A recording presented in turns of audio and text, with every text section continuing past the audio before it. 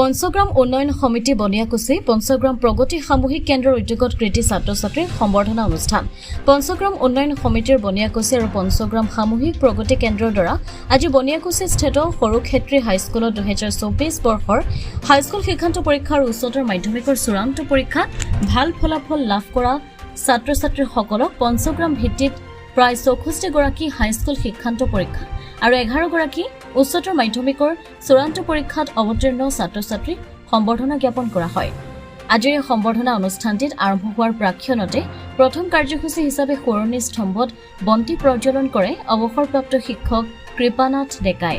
তাৰ পিছতে সম্বৰ্ধনা সভাৰ সভাপতি হিচাপে বিশিষ্ট সমাজকৰ্মী চিত্ৰৰঞ্জন বৰ্মনৰ সভাপতিত্বত আয়োজন কৰা সভাখনৰ উদ্দেশ্য ব্যাখ্যা কৰে বিচিত্ৰ ডেকাই।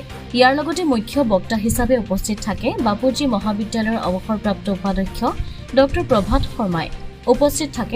উপস্থিত থকা ছাত্ৰ-ছাত্ৰীসকলৰ উদ্দেশ্যে শুভেচ্ছামূলক বক্তৃতা প্ৰদান কৰে। তাৰ পিছতে আজিৰ এই সভাতে কৃতি ছাত্ৰ-ছাত্ৰীসকলক সম্বৰ্ধনা জনোৱা হয়। এই সম্বৰ্ধনা গ্ৰহণ কৰি ছাত্ৰ-ছাত্ৰীসকল উৎসাহিত হোৱা পৰিলক্ষিত হৈছে। পঞ্চগ্ৰাম উন্নয়ন সমিতি আৰু পঞ্চগ্ৰাম প্ৰগতি সামূহিক কেন্দ্ৰই অইন বছৰৰ দৰে এইবাৰো যুটীয়াভাৱে আমি অনুষ্ঠানটো পালন কৰিছোঁ আৰু এই সম্বৰ্ধনা অনুষ্ঠানৰ আগে আগে এটা সোঁৱৰণী অনুষ্ঠান আমি কৰিছোঁ যে পঞ্চগ্ৰামৰ যিসকল মহান ব্যক্তিয়ে সমাজ গঠনত উল্লেখযোগ্য বৰঙণি আগবঢ়াই আমাৰ মাজৰ পৰা পৰম ধামলৈ গতি কৰিলে সেইসকলক আমি স্মৃতি সোঁৱৰণ কৰিছোঁ। লগতে আজি হাইস্কুল শিক্ষান্ত পৰীক্ষাত যোৱা 2024 বৰ্ষৰ হাইস্কুল শিক্ষান্ত পৰীক্ষা আৰু উচ্চতৰ মাধ্যমিক পৰীক্ষাৰ সৰ্বমুঠ 77 জন ছাত্ৰ-ছাত্ৰীক আমি সম্বৰ্ধনা জ্ঞাপন কৰিলোঁ। ইয়াৰ ভিতৰত 64 গৰাকী 2024 ইংৰাজী বৰ্ষৰ হাইস্কুল শিক্ষান্ত পৰীক্ষাৰ ছাত্ৰ-ছাত্ৰী আৰু 11 গৰাকী উচ্চতৰ মাধ্যমিক পৰীক্ষাৰ ছাত্ৰ-ছাত্ৰী। সমূহীয়াভাৱে সৰ্বমুঠ 77 গৰাকী আৰু পিছত 2 গৰাকী আহিল, সৰ্বমুঠ 77 গৰাকী ছাত্ৰ-ছাত্ৰীক আমি সম্বৰ্ধনা জ্ঞাপন কৰিলোঁ। আমি যৎকিঞ্চিত ছাত্ৰ-ছাত্ৰীসকলক উদগনি যোগাব বিচাৰিছোঁ যাতে শৈক্ষিক তেওঁলোকৰ উত্তৰণ ঘটে, সমাজৰ লগত মিলিজুলি সম্পৰ্ক ৰক্ষা কৰি সামাজিক প্ৰগতি তেওঁলোকে ঘটাব পাৰে আৰু জীৱনটো সৰ্বাংগ সুন্দৰ কৰিব পাৰে। আৰু এই আটাইবোৰ পৰামৰ্শ দিয়াৰ বাবে আমি 2 গৰাকী বিশিষ্ট ব্যক্তিক আমি আমন্ত্ৰণ জনাইছিলোঁ। এগৰাকী স্থানীয় অধিবক্তা সমাজকৰ্মী সন্মানীয় অভয় বৰ্মন ডাঙৰীয়া আৰু আন এগৰাকী বাপুজী মহাবিদ্যালয়ৰ প্ৰাক্তন উপাধ্যক্ষ ডক্টৰ প্ৰভাত শৰ্মা ডাঙৰীয়া।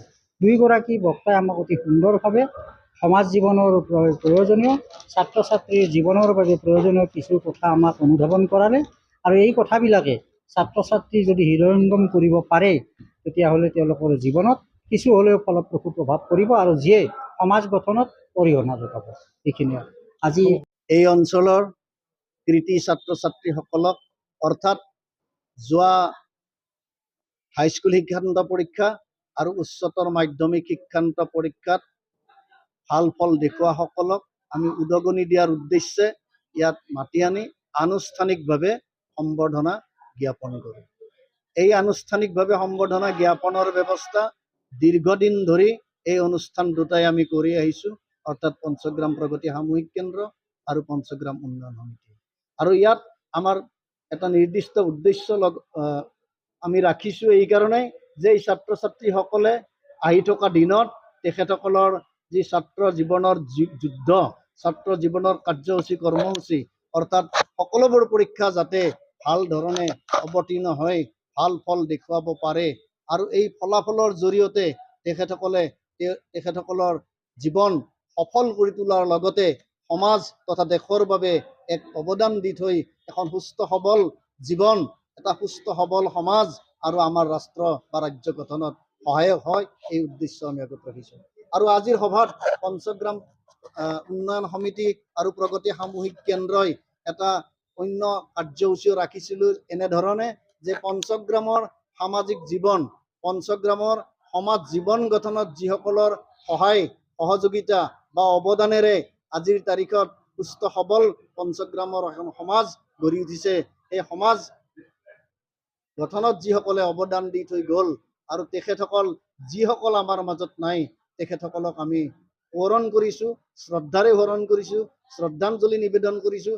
এই কাৰণেই ত্যাগ আৰু মহানুভৱতাৰে তেওঁলোকৰ জীৱন আমাৰ বাবে দি থৈ গৈছে আৰু তেখেতসকলক আমি এই সোঁৱৰণ আমি অতি অতি প্ৰয়োজন বুলি অনুভৱ কৰিছোঁ। আৰু যিসকল আজি আমাৰ মাজত আছে, এই সমাজ জীৱন সমাজৰ হকে কাম কৰি সমাজ গঠনত ভূমিকা লৈ আজিও আমাৰ মাজত আছে, তেখেতসকলক নিমন্ত্ৰণ কৰি আনি তেখেতসকলক কাৰ্যসূচীত আমি জড়িত কৰাইছোঁ।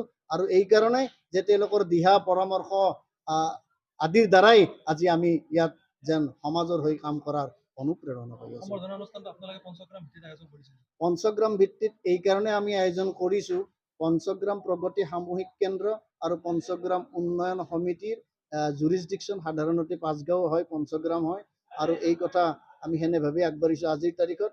আৰু পৰৱৰ্তী সময়ত আমি বহল পৰিৱেশত যাবলৈ চেষ্টা কৰিম।